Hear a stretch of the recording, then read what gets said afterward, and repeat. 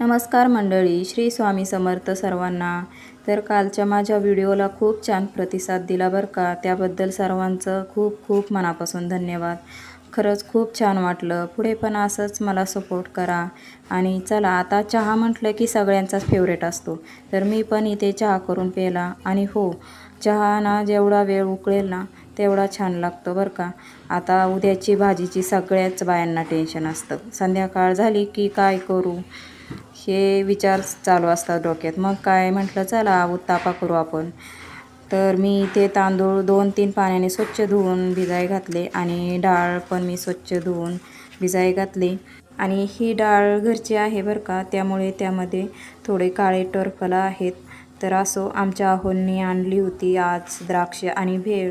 द्राक्ष तर चांगले नव्हते बरं का, औषधासारखेच लागत होते। आणि आज होता आमच्या इथला बाजार, तर आहोंनी आणला होता बाजार। सगळ्या भाजीपाला म्हटलं व्यवस्थित निवडून ठेवावा फ्रीजमध्ये, आठवडाभर आपल्याला टेन्शन राहत नाही भाजीपाल्याचं। तर चला, व्हिडिओ कसा वाटला कमेंटमध्ये नक्की सांगा। भेटूया पुढच्या व्लॉगमध्ये। बाय सर्वांना।